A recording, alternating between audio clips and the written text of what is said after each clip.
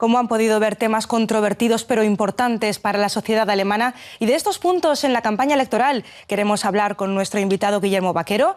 Él trabaja en la Escuela Europea de Negocios y de Tecnología. Señor Vaquero, muchísimas gracias por haber aceptado nuestra invitación. Vamos primero con uno de los temas que hemos visto en el reportaje, el tema de los salarios mínimos. ¿Podría explicarle a nuestros televidentes de América Latina por qué un país como Alemania no puede ponerse de acuerdo a la hora de establecer una ley de salarios mínimos? Efectivamente, Alemania es uno de los pocos países desarrollados, junto con algunos de los países nórdicos, Dinamarca, Finlandia, que no tienen un salario mínimo estatutario para toda la economía. Existen salarios mínimos en ciertos sectores, específicamente en sectores con mano de obra no calificada, como el sector de los servicios postales, por ejemplo. Pero en cuanto a salarios, en general se deja esa decisión a la negociación entre empresas y sindicatos. Y eso es algo en donde el gobierno alemán no tiene injerencia. Pero eso significa también que hay una gran parte de la población que no está cubierta por este tipo de acuerdos entre empresas y sindicatos.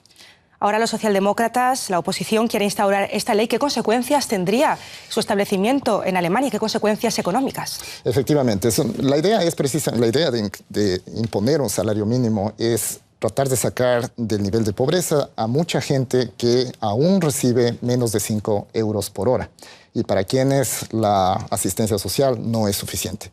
Ahora, incrementar el salario mínimo puede tener consecuencias en la competitividad de algunos sectores, de manera que es una consecuencia adversa.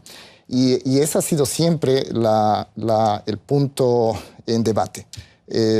Ahora bien, se puede seguir, a mi modo de ver, el modelo que se ha impuesto en Gran Bretaña, en donde se ha protegido precisamente al sector más vulnerable, que son los jóvenes.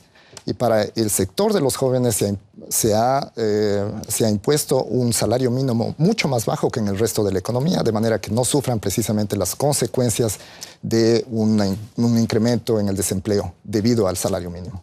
Vamos a cambiar ahora de tema, vamos a hablar de la subida de impuestos o la no subida de impuestos. La canciller alemana afirma que no es necesario subir los impuestos en este país. Los socialdemócratas indican que sí. ¿A quién quieren subir los impuestos el partido de la oposición y qué impacto tendría sobre la economía alemana?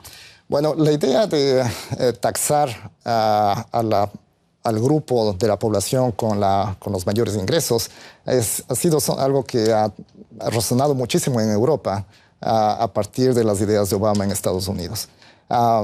De manera que Francia, Italia, Alemania, bueno, son países en los que ha empezado también un debate acerca de imponer o incrementar la tasa marginal de impuestos a esa clase.